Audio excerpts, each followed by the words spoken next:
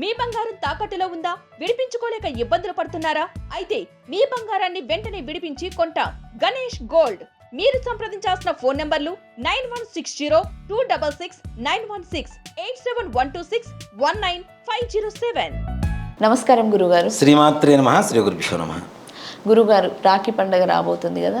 రాఖీ పండుగకి ఇప్పుడు కొత్తగా అంటే రాఖీ పండుగ రోజు ఈ టైం నుంచి ఈ టైం వరకే రాఖీ కట్టుకోవాలి అనేది ఇప్పుడు కొత్తగా ట్రెండింగ్లోకి వస్తుంది. అలాంటివి ఏమన్నా ఉంటాయంటారా? ఆగస్టు 9వ తారీఖు శ్రావణ శుద్ధ పౌర్ణమి. అవును గురు. శ్రావణ శుద్ధ పౌర్ణమి రాఖీ పండుగ, రక్షాబంధన పండుగ. అవును గురు. ఇది గత 60 సంవత్సరాల క్రితం మన తెలుగు వాళ్ళకి తెలియనటువంటి పండుగ. ఓకే గురుగారు. మన దక్షిణ భారతదేశం, ఉత్తర భారతదేశం రెండు ఉండే నాన్న. అవును గురు. అందరం భారతీయులమే కాదని చెప్పను, కానీ ఉత్తర భారతదేశ సంప్రదాయాలు వేరు, దక్షిణ భారతదేశ సంప్రదాయాలు వేరు. అవును. అలాగే ఇప్పుడు ఆంధ్రప్రదేశ్ సంప్రదాయాలు వేరు, తెలంగాణ రాష్ట్ర సంప్రదాయాలు వేరు, కర్ణాటక వేరు, తమిళనాడు వేరు, మధ్యప్రదేశ్ వేరు, మహారాష్ట్ర వేరు, గుజరాత్ వేరు. అవునా? ఒక్కో రాష్ట్రానికి ఒక్కో రకమైనటువంటి సంప్రదాయాలు ఉంటాయి. ఈ రాఖీ పండుగ అనేటువంటి విషయానికి వస్తే అసలు మన దక్షిణ భారతదేశంలో పూర్వకాలంలో రక్షాబంధన పండుగ లేదు.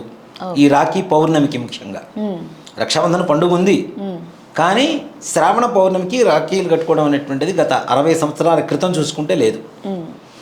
60 సంవత్సరాల క్రితం నాడు లేనటువంటి దానికి ఇప్పుడు కొత్తగా ముహూర్తాలు చూసుకోవడం అనేది పక్కింట్లో దొంగతనం చేయడానికి ముహూర్తం పెట్టుకున్నట్టే లెక్క. అంతే కదా? పక్కింట్లో దొంగతనం చేయడానికి ముహూర్తం పెట్టుకుంటాం కదా, ఆ టైపులోనే మంది కానీ దానికి మనం మళ్ళీ ముహూర్తాలు పెట్టుకుని మరి చేసుకోవడం అనేది ఒక సంప్రదాయంగా వస్తూ ఉంది. అసలు రాఖీ పండుగ మనం చేయము, ఉత్తర భారతదేశంలో చేస్తున్నాం, మనం చేయొచ్చా అంటే చేసుకోండి, దాంట్లో తప్పేం లేదు. ఎందుకంటే దానివల్ల ఆడపిల్లలు బాగుంటారు, అంతో కొంత వాళ్ళకి ఏదో కానుకలు వస్తాయి, అన్నదమ్ములు కనపడుతుంటారు, ప్రేమ ఉంటుంది, పుట్టింటి వాళ్ళు వీళ్ళకి సపోర్ట్ ఇస్తున్నారు అనేటువంటి ఒక భావన అత్తింటి వారింట్లో ఉంటుంది. అమ్మాయి పట్ల కొంచెం జాగ్రత్త వహిస్తారు. అప్పుడప్పుడు కనపడుతుంటేనే కదా పుట్టింటి వాళ్ళు వెనక వీళ్ళ వాళ్ళు ఉన్నారా, జాగ్రత్త ఉండారా, ఏవో అనకూడదురా అనేటువంటి ఒక భయం, బాధ్యత అనేటువంటిది పెరుగుతూ ఉంటుంది ఇంట్లో కోడల పట్ల.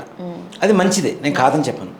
కానీ ఇదే వేలం వెర్రిగా భద్రాకాలం, రక్షాకాలం, సుభద్రాకాలం ఇట్లాంటి కాలాలు పెట్టుకొని ఈ సమయానికి ముహూర్తం పెట్టుకోవాలి అనుకోవడం అనేది అవివేకం అని చెప్తా ముఖ్యంగా.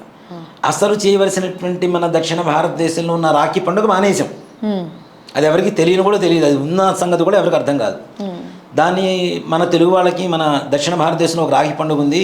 మరి అది ఎప్పుడు అంటే కార్తీక మాసంలో వచ్చేటువంటి 2వ రోజు నాన్న. కార్తీక మాసం వస్తుంది కదా, దాన్ని 2వ రోజుని యమద్వితీయ అని పిలుస్తారు. యమద్వితీయ భగిని హస్త భోజనం అంటారు. భగిని అంటే అక్క చెల్లెళ్ళు, హస్తము అంటే చెయ్యి, భోజనము అక్క చెల్లెళ్ళ చేతితో భోజనం చేసి రావడం అనేటువంటిది ఆ రోజు ఉండేటువంటి అసలైన మన దక్షిణ భారతదేశంలో ఉండేటువంటి రాఖీ పండుగ. దాన్ని మర్చిపోయి అసలు అదెందుకు వచ్చింది అనేటువంటి విషయానికి వస్తే, యమధర్మరాజు ఆయన పొద్దునుంచి ఆయన చేసే పనులు ఏంటి, ఎవరు ఎన్ని తప్పులు చేశారు లెక్కలు వేయటం, పాపాల చిట్టా మొత్తం లెక్కలు చూడటం, వాళ్ళకి ఏ శిక్షలు వేయాలి, ఏ సమయంలో మరణం సంభవించాలి, ఈ లెక్కల్లో ఉంటుంటారు. ఆయన ఫుల్ బిజీ. ఆయన సహోదరి చెల్లెలు ఎవరు అంటే యమున. యమున ఈయన ప్రతిరోజు భోజనానికి పిలుస్తుంది, ఒక్కసారి రావయ్యా, ఒక్కసారి మా ఇంటికి భోజనం చేయవయ్యా అని. ఈయన తీరిక చూసుకొని కార్తీక మాసంలో 2వ రోజున యమున ఇంటికి భోజనానికి వెళ్ళి భోజనం చేసి రక్షాబంధనం కట్టించుకొని భోజనం చేసి ఆవిడకి చక్కగా కానుకలు ఇచ్చేసి వచ్చారు. ఆ రోజున అసలైనటువంటి దక్షిణ భారతదేశ రాఖీ పండుగ. దాన్ని అసలు ఎవరికైనా తెలుసా? దాన్ని అసలు మరుగున పడేశారు. అవునా? దాంతోపాటు ఇప్పుడు కట్టుకుంటున్నటువంటి రాఖీల రక్షాబంధన్లావే రంగు కాగితాలు, రంగు దారాలు. అవునా? రక్షాబంధనం మీకు వివాహం అయింది కదా, వివాహం అయినప్పుడు వివాహంలో మీకు కంకణం ఎలా కట్టారు నాన్న? పసుపు దారంతో కట్టారా, లేకపోతే ఇట్లాంటి రంగాయితాలు తీసుకొచ్చి కదా? అది కదా రక్షాబంధనం. దాంట్లో ఎంత సైన్స్ ఉంటుంది. ఈ రంగు దారాలు కట్టుకుంటే రోగాలు వస్తాయి. ఇట్లా ఉన్నప్పుడు ఆ కలర్ ముక్కులో పోతే రోగాలు వస్తాయా రావా? నోట్లోకి ముక్కులో పోతే, పేపర్స్ అవి నోట్లో పోతే వస్తాయా రావా? అవునా?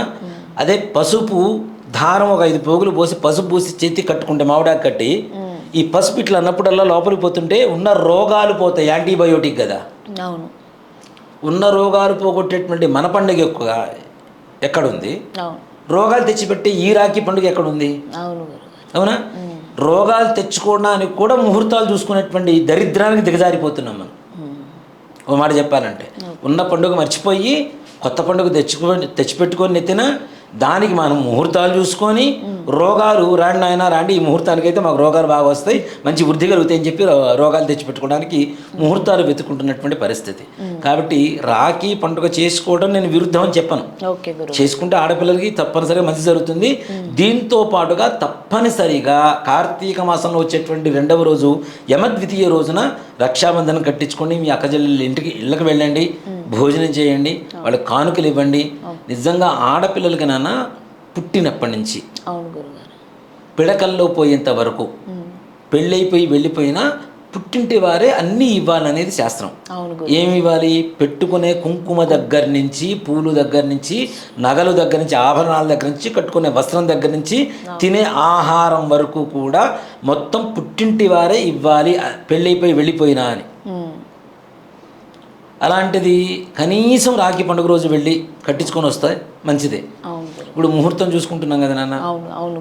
ఇప్పుడు మీరు నేను అన్నాజల్లీలో అనుకుందాం, అనుకోవడం ఏంది అనాజల్లీలమే. ఓకే, మీరు ఎక్కడో హైదరాబాద్లో ఉన్నారు, నేను ఎక్కడో ఢిల్లీలో ఉన్నా. నేను మీ దగ్గరికి రావడానికి నాకు ఫ్లైట్ వేసుకొని వచ్చేంత స్తోమత లేదనుకుందాం. ట్రైన్లోనో బస్సులోనో రావాలి. రాత్రి 9ంటికి మీ ఇంటికి వచ్చా, ముహూర్తం దాడిపోయింది అన్నయ్య రాఖీ కట్టరని చెప్తారా మీరు? ముహూర్తం దాటిపోయిందమ్మా చెల్లెమ్మ నేను కట్టించుకోని నేను చెప్తానా? చెప్పరు. మరి అట్లనే దానికి ముహూర్తం ఏంటి అన్న? పిచ్చి మాటలు కాకపోతే. అవునా? ఇట్లాంటివి ప్రేరేపిస్తున్నటువంటి జనాలకి తెలియదు నాన్న. నిజంగా ఒక మాట చెప్పాలంటే వ్యూవర్స్కి వాడు మంచి మనసుతో చూస్తారు, ఇదేదో గొప్ప అంటే కొత్తగా ఉంది నిజమేనేమో అనుకోని భావనతో చేస్తున్నారు. కానీ వాళ్ళకి నిజం ఎవరు చెప్పట్లా. ఎంతసేపటికి ఆ ముహూర్తంలో పట్టుకోండి, ఈ ముహూర్తంలో పెట్టుకోండి, కట్టుకోండి అని చెప్తే అదేదో గొప్పగా అనిపిస్తుందని చెప్పి ప్రతి ఒక్కళ్ళు ముందుకు వచ్చి భద్రాకాలం చెప్పి చెబుతున్నారు. కానీ అలాంటివి ఏమీ లేవు. పొద్దున 6 గంటల నుంచి రాత్రి 12 గంటల వరకు చక్కగా ఎప్పుడైనా రాఖీ కట్టుకోవచ్చు. ఓకే గురుగారు, రాఖీ పౌర్ణమి విశిష్టతని చాలా చక్కగా వివరించారు. ధన్యవాదాలు గురుగారు. శ్రీమాత్రే నమః. శ్రీ గురుభ్యో నమః.